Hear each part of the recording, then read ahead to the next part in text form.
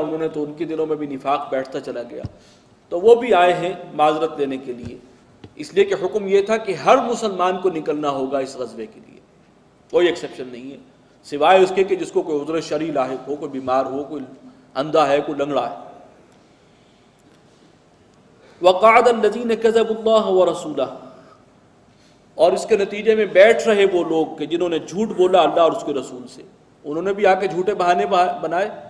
ان کو بھی اجازت مل گئی اور وہ بھی بیٹھے ہوئے اپنے گھروں میں۔ سیصیب الذین کفروا منہم عذاب علیم، ان لوگوں نے جنہوں نے کفر کیا ہے اب ان کو ایک دردناک عذاب پہنچ کر رہے گا۔ لیس علی الضعفاء ولا علی المرضى، ضعیفوں کے لیے اور مریضوں کے لیے ان کا کوئی حرج نہیں ہے، یعنی ان کے لیے کوئی تنگی نہیں ہے، ان پر کچھ گناہ نہیں ہے اگر وہ نہیں نکلتے۔ ولا علی الذین لا یجدون ما ينفقون، اور ان پر بھی کوئی گناہ نہیں ہے، ما ينفقون حرج، کوئی گناہ نہیں ہے، کوئی تنگی نہیں ہے ان پر بھی کہ جن کے پاس خرچ کرنے کو کچھ نہیں ہے، وہ اپنے پاس نہیں پاتے کچھ کہ وہ خرچ کر سکیں۔ ظاہر بات ہے کہ اس سفر میں کچھ نہ کچھ زاد راہ بھی چاہیے، سفر خرچ بھی چاہیے، جن کے پاس کچھ بھی نہیں ہے اور جو بھی پہلے سامان تھا جو جمع ہوا تھا وہ تقسیم ہو چکا ہے، اور اب جو بعد میں آ رہے ہیں اگر کہیں باہر سے بدبو آ رہے ہیں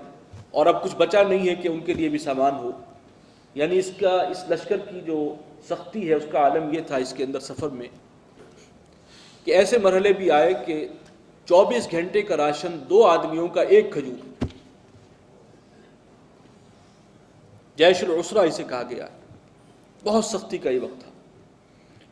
تو جب کچھ بھی نہیں ہے ان کے پاس تو اب ان کے لیے بھی ان پر کوئی الزام نہیں ہے۔ ظاہر بات ہے کہ ایسے لوگوں سے حضور صلی اللہ علیہ وسلم نے معذرت کر لی کہ اب نہ تمہارے لیے سواری ہے اور نہ ذات راہ ہے، لہذا یہ ہے کہ اب مزید ہم نہیں لے جا سکتے۔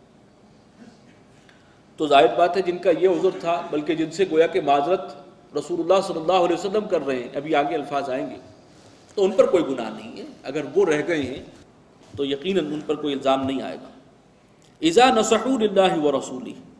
اگر وہ اللہ اور اس کے رسول کے ساتھ وفادار رہیں اور نصح و خیر خواہی کا معاملہ کرتے رہیں تو پھر کوئی الزام نہیں ہے۔ ما علی المحسنین من سبیل، نیکی کرنے والے، حسن عمل کا مظاہرہ کرنے والوں پر کوئی الزام نہیں۔ واللہ غفور الرحیم، اللہ تعالیٰ بخشنے والا ہے، مہربان۔ ولا علی الذین اذا ما اتوک لتحملہم، اور نہ ان لوگوں پر کوئی الزام ہے کہ جب وہ آپ کے پاس آئے کہ آپ انہیں سواری فراہم کریں، قلت لا اجد ما احملکم علیہ، اور آپ نے فرمایا کہ میں تو اب کوئی چیز نہیں پاتا کہ اس پر تمہیں سوار کروں، یعنی جو بھی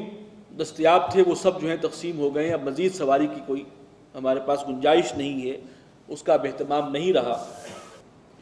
تو ان کی کیفیت کیا ہوتی تھی سچے اہل ایمان کی؟ فرمایا تولوا واعینہم تفیض من الدمع، وہ واپس لوٹ کے جاتے تھے، حضور کی محفل سے اٹھتے تھے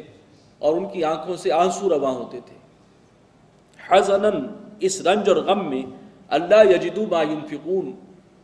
کہ ان کے پاس کچھ شے نہیں تھی کہ جسے وہ خرچ کر سکتے اور اس فضیلت میں وہ بھی حصہ پاتے، حضور کے ساتھ نکلتے اس جہاد میں اور اس مشکل سفر میں۔ اس کا رنج اور افسوس ہے کہ جس کی وجہ سے ان کی آنکھوں سے آنسو جاری ہیں۔ انما السبیل علی الذین یستاذنونک، یقیناً الزام تو ان لوگوں پر ہے کہ جو آپ سے رخصت مانگتے تھے، وہم اغنیاء، اور حالانکہ وہ مالدار تھے، انہیں اللہ نے بہت کچھ دے رکھا تھا۔ رضوا بان یکونوا مع الخوالف، لیکن ان کی بدقسمتی، بے نصیبی کہ انہوں نے اس کو پسند کر لیا کہ وہ پیچھے رہنے والی عورتوں کے ساتھ ان کا شمار ہو۔ وطبع اللہ علی قلوبہم، اللہ تعالیٰ نے ان کے دلوں پر مہر کر دی، فہم لا یعلمون، اب وہ کچھ نہیں سمجھتے جانتے۔ ایسے لوگوں کے لیے جن کا ذکر ہوا ہے کہ وہ مخلص لوگ، جن کی یہ کیفیت تھی، جو رنج اور غم کی وجہ سے اس کیفیت میں تھے کہ ہم نکل نہیں سکے، ہمارے پاس کچھ تھا نہیں، تو حضور صلی اللہ علیہ وسلم نے بعد میں فرمایا کہ بہت سے لوگ ایسے ہیں جو مدینہ میں ہیں لیکن جو سفر ہم کر رہے ہیں وہ ہر وقت ہر لمحے ہمارے ساتھ شریک ہیں اجر و ثواب کے اعتبار سے۔ تو یہ وہی لوگ تھے اور انہیں اللہ تعالیٰ نے پورا اجر جو ہے وہ عطا فرمایا۔ بارک اللہ لی ولکم فی القرآن العظیم ونفعنی وإیاکم بالآیات والذکر الحکیم۔